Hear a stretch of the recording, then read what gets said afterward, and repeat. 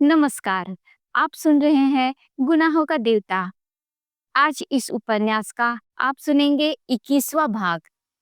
गर्मियों की छुट्टियां हो गई थीं और चंदर छुट्टियां बिताने दिल्ली गया था। सुधा भी आई हुई थी, लेकिन चंदर और सुधा में बोल चाल नहीं थी। एक दिन शाम के वक्त डॉक्टर साहब ने चंदर से कहा, चंदर, सुधा इधर बहुत अनमनी सी रहती है, जाओ इसे कहीं घुमा लाओ। चंदर बड़ी मुश्किल से राजी हुआ। दोनों पहले कनॉट प्लेस पहुंचे। सुधा ने बहुत फीकी और टूटती हुई आवाज में कहा, यहाँ बहुत भीड़ है, मेरी तबीयत घबराती है। चंदर ने कार घुमा दी। शहर से बाहर रोहतक की सड़क पर, दिल्ली से 15 मील दूर। चंदर ने एक बहुत हरी भरी जगह में कार रोक दी। किसी बहुत पुराने पीर का टूटा हुआ मजार था और कब्र के चबूतरे को फोड़कर एक नीम का पेड़ उगाया था। चबूतरे के 2-3 पत्थर गिर गए थे।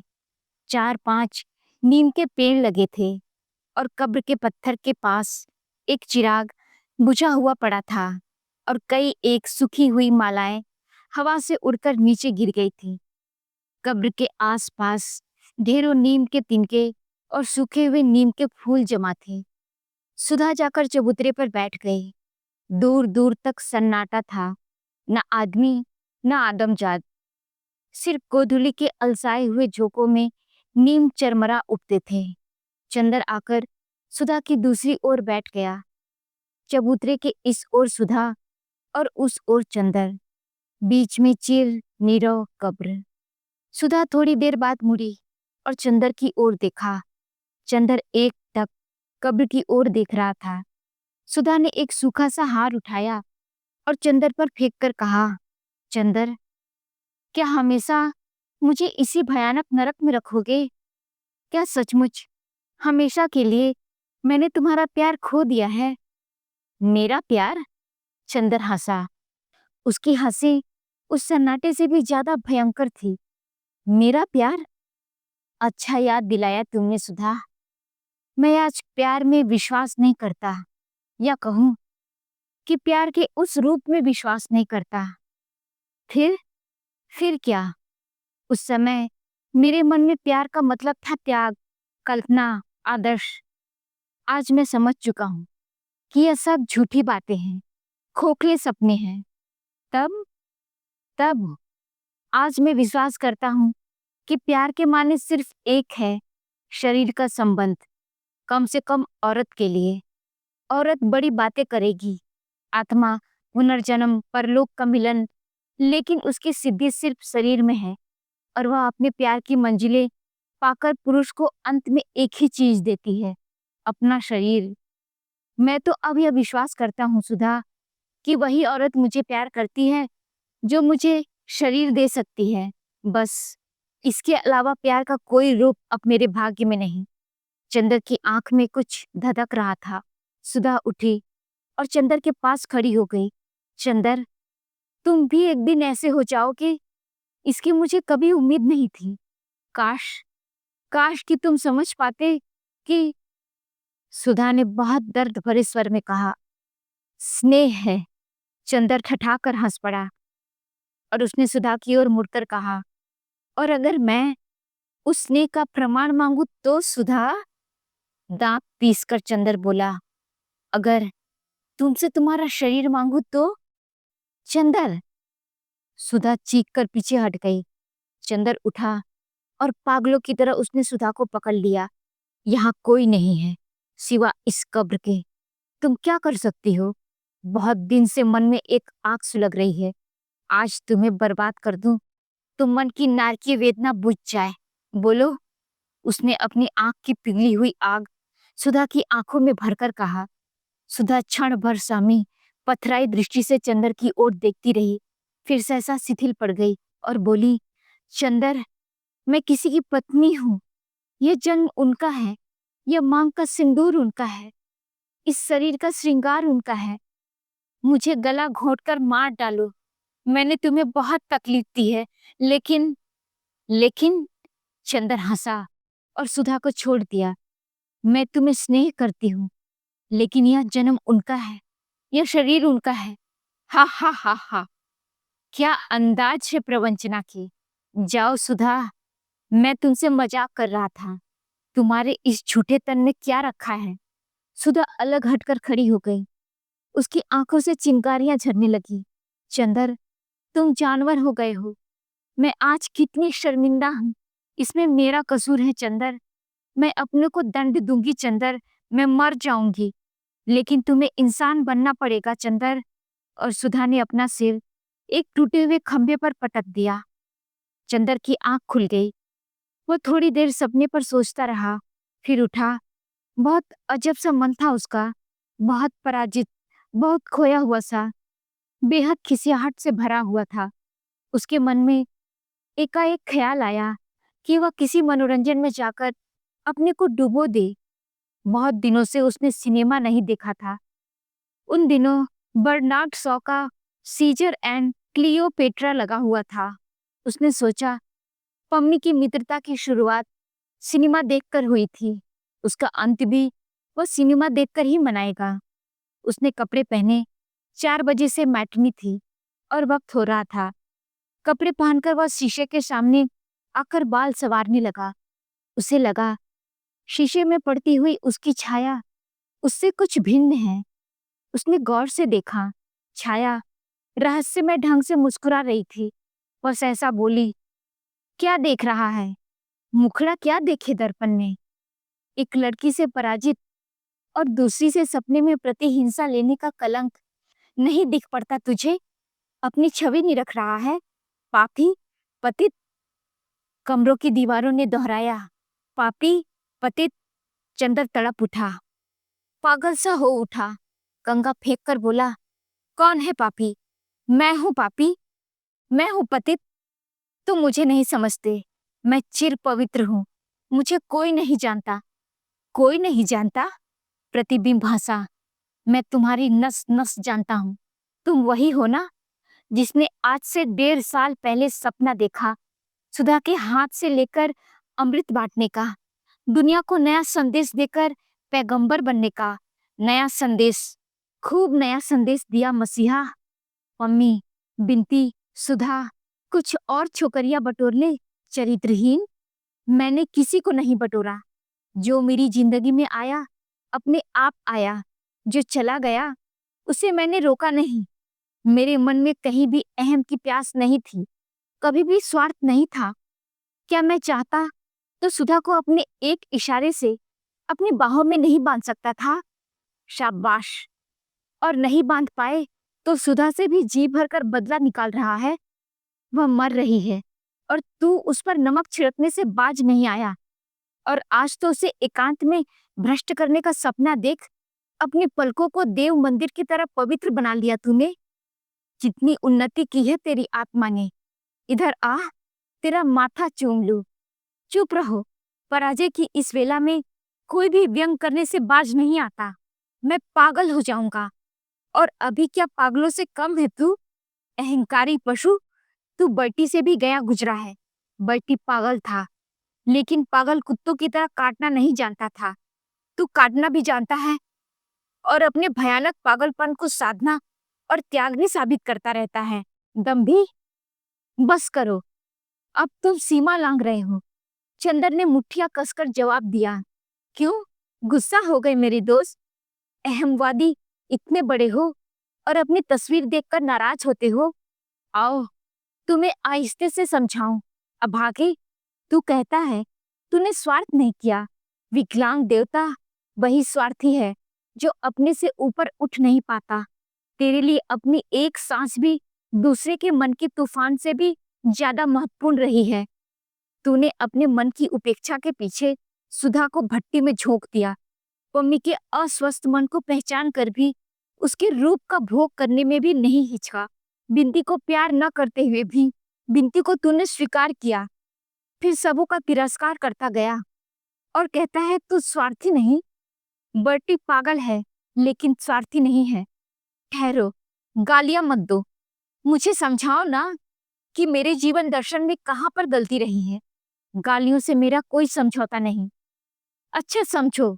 देखो, मैं यह नहीं कहता कि तुम ईमानदार नहीं हो, तुम शक्तिशाली नहीं हो, लेकिन तुम अंतर्मुखी रहे, घोर व्यक्तिवादी रहे, अहंकारग्रस्त रहे। अपने मन की विकृतियों को भी तुमने अपनी ताकत समझने की कोशिश की। कोई भी जीवन दर्शन सफल नहीं होता अगर उसमें बाह्य यथार्थ और व्यापक सत्य धूप चाह की तरह न मिला हो। मैं मानता हूँ कि तूने सुधा के साथ ऊंचाई निभाई, लेकिन अगर तेरे व्यक्तित्व को, तेरे मन को जरा सी ठेस पहुंचती तो तू गुमराह हो गया होता। तूने सुधा के स्नेह का निषेध कर दिया, तूने बिनती की श्रद्धा का तिरस्कार किया, तूने पम्मी की पवित्रता भ्रष्ट की और इसे अपनी साधना समझता है। तो याद कर, कहाँ था तू 1 वर्ष पहले और अब कहाँ है। चंदन ने बड़ी कातर से प्रतिबिंब की ओर देखा और बोला, मैं जानता हूँ मैं गुमराह हूँ, लेकिन बेईमान नहीं। तुम मुझे क्यों धिक्कार रहे हो? तुम कोई रास्ता बता दो ना, एक बार उसे भी आजमा लूं। रास्ता बताऊं? जो रास्ता तूने एक बार बनाया था उसी पर तुम मजबूत रह न पाए, फिर क्या एक के बाद दूसरे रास्ते पर चहलकदमी करना चाहते हो? देखो कपूर, ध्यान से सुनो। तुमसे शायद किसी ने कभी कहा था, शायद बर्टी ने कहा था कि आदमी तभी तक बड़ा रहता है जब तक वह निषेध करता चलता है। पता नहीं किस मानसिक आवेश में एक के बाद दूसरे तत्व का विध्वंस और विनाश करता चलता है, हर चट्टान को उखाड़ कर फेंकता रहता है। और तुमने यही जीवन दर्शन अपना लिया था, भूल से या अनजाने में ही। तुम्हारी आत्मा में एक शक्ति थी, एक तूफान था, लेकिन यह लक्ष्य भ्रष्ट था। तुम्हारी जिंदगी में लहरें उठने लगी थी, लेकिन गहराई में ही। और याद रखो चंदर, सत्य उसे मिलता है जिसकी आत्मा शांत और गहरी होती है, समुद्र की गहराई की तरह, समुद्र की ऊपरी सतह की तरह। जो विक्षुब्ध और तूफानी होता है, उसके अंतर्द्वंद में चाहे कितनी गरज हो, लेकिन सत्य की शांत अमृतमयी आवाज नहीं होती। लेकिन वह गहराई मुझे मिली नहीं। बताता हूँ, घबराते क्यों हो? देखो, तुम में बहुत बड़ा धैर्य रहा, शक्ति रही, पर धैर्य और दृढ़ता बिल्कुल नहीं। तुम गंभीर समुद्र तल न बनकर एक सशक्त लेकिन अशांत लहर बन गए, जो हर किनारे से टकराकर उसे तोड़ने के लिए व्यग्र हो उठी। तुमने ठहराव नहीं था, साधना नहीं थी। जानते हो क्यों? तुम्हें जहां से जरा भी तकलीफ मिली, अवरोध मिला, वहीं से तुमने अपना हाथ खींच लिया, वहीं तुम भाग खड़े हुए। तुमने हमेशा उसका निषेध किया। पहले तुमने समाज का निषेध किया, व्यक्ति को साधना का केंद्र बनाया, फिर व्यक्ति का भी निषेध किया। अपने विचारों में, अंतर्मुखी भावनाओं में डूब गए। कर्म का निषेध किया, फिर तो कर्म में ऐसी भाग दौड़, ऐसी विमुखता शुरू हुई कि बस न मानवता का प्यार जीवन में प्रतिफलित कर सका, न सुधा का। पम्मी हो या बिनती, हर एक से तू निष्क्रिय खिलौने की तरह खेलता गया। काश कि तूने समाज के लिए कुछ किया होता, सुधा के लिए कुछ किया होता। तू कुछ न कर पाया। जिसने तुझे जिधर चाहा उधर उत्प्रेरित कर दिया, और तू अंधे और इच्छाविहीन परतंत्र अंधड़ की तरह उधर ही हु करता हुआ दौड़ गया। माना मैंने कि समाज के आधार पर बने जीवन दर्शन में कुछ कमियां हैं, लेकिन अंशतः ही उसे स्वीकार कर कुछ काम करता। माना कि सुधा के प्यार से तुझे तकलीफ हुई और उसकी महत्ता के आधार पर तू कुछ निर्णय कर ले जाता, लेकिन तू तो जरा से अवरोध के बहाने संपूर्ण का निषेध करता गया। तेरा जीवन निषेधों की निष्क्रियता की मानसिक प्रतिक्रियाओं की श्रृंखला रहा है। अभागी, तूने हमेशा जिंदगी का निषेध किया है। दुनिया को स्वीकार करता, यथार्थ को स्वीकार करता, जिंदगी को स्वीकार करता, और उसके आधार पर अपने मन को, अपने प्यार को, अपने जीवन को संतुलित करता, आगे बढ़ता।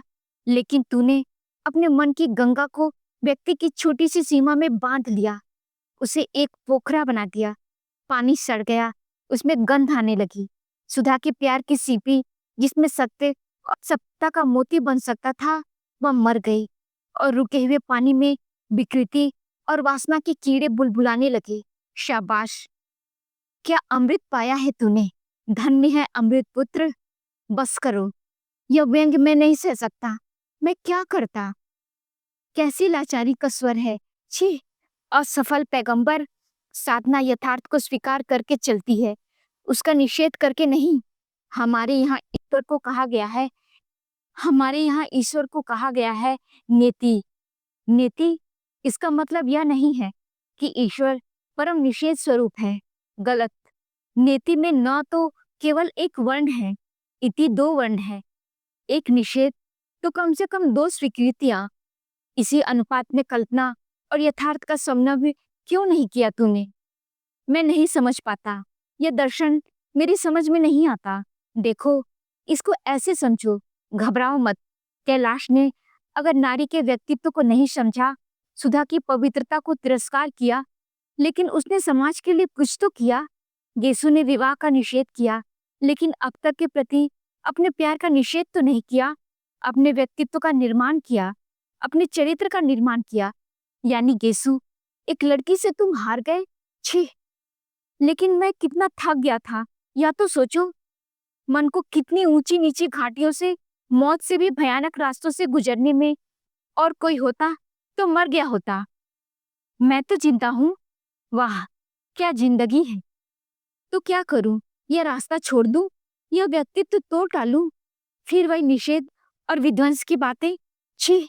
देखो, चलने को तो गाड़ी का बैल भी रास्ते पर चलता है, लेकिन सैकड़ों मील चलने के बाद भी वह गाड़ी का बैल ही बना रहता है। क्या तुम गाड़ी के बैल बनना चाहते हो? नहीं कपूर, आदमी जिंदगी का सफर तय करता है। राह की ठोकरें और मुसीबतें उसके व्यक्तित्व को पुख्ता बनाती चलती हैं, उसकी आत्मा को परिपक्व बनाती चलती हैं।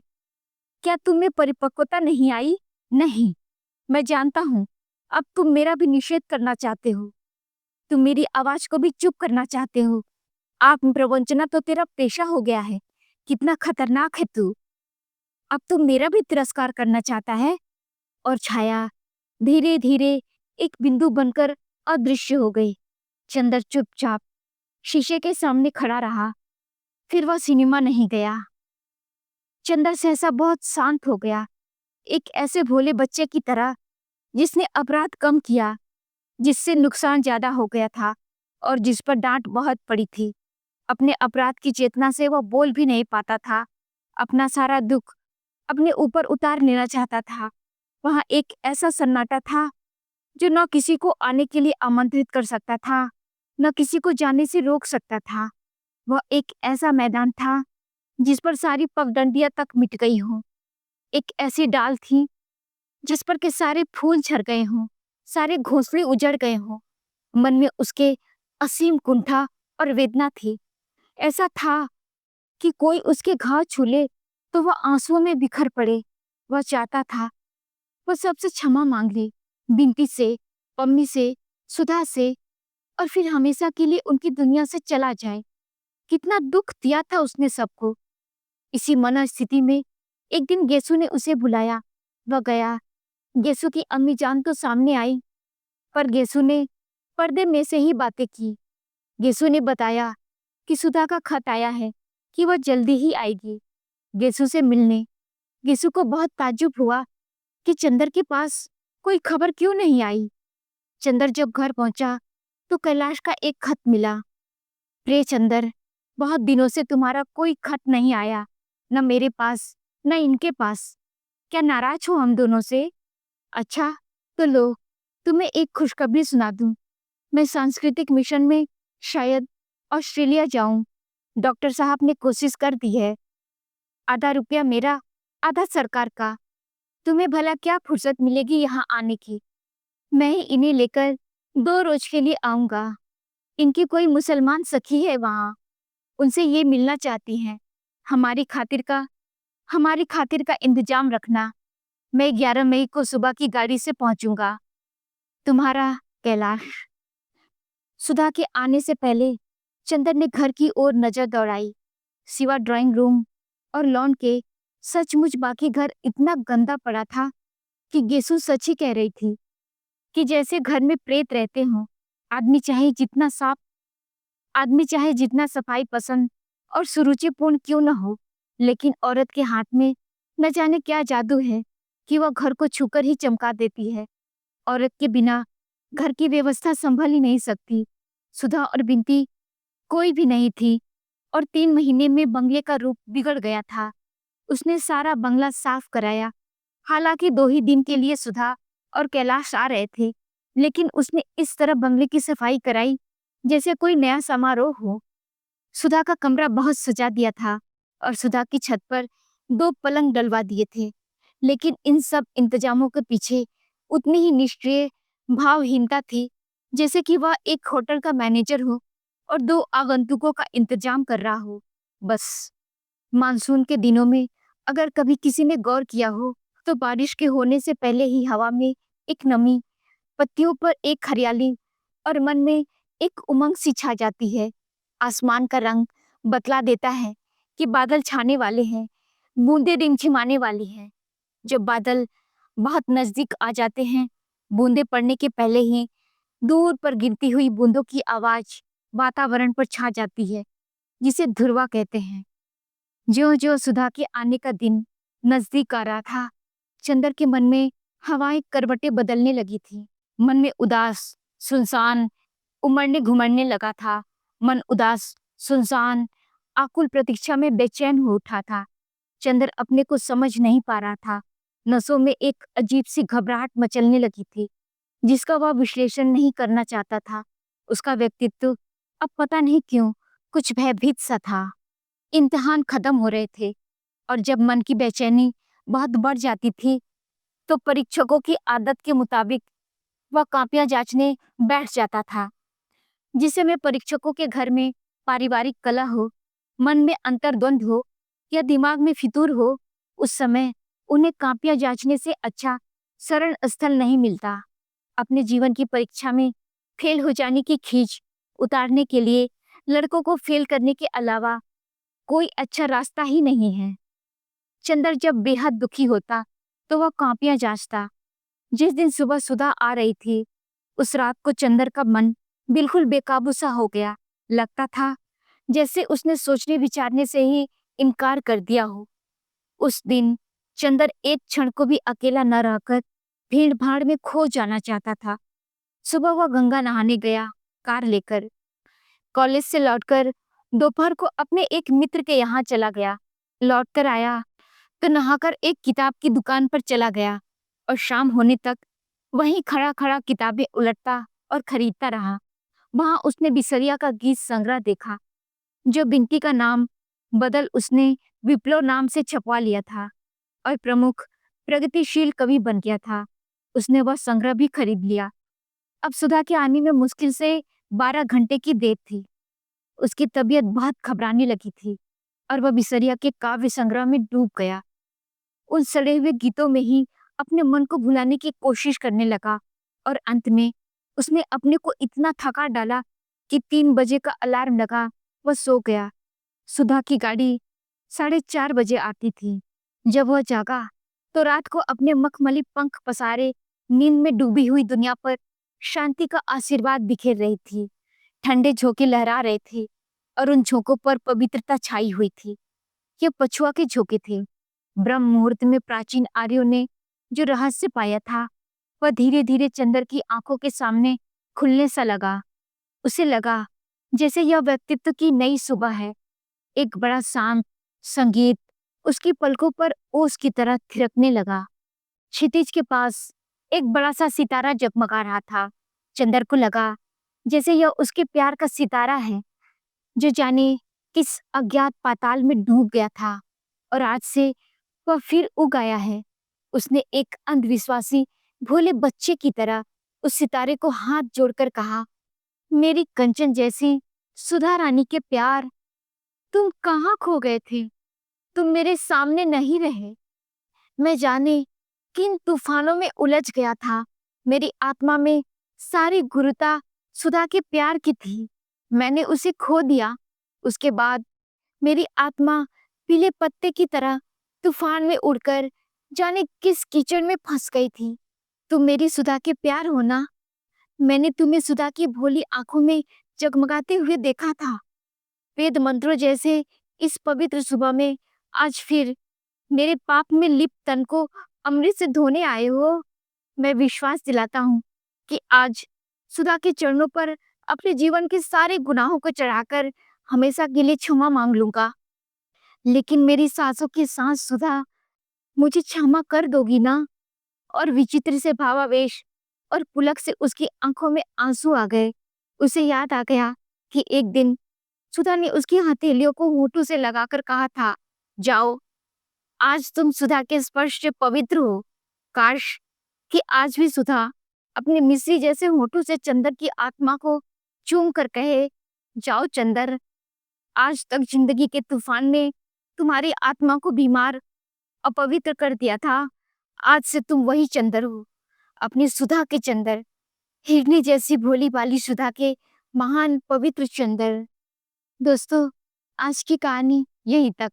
शेष कहानी अगले अंक में। तब तक के लिए नमस्कार।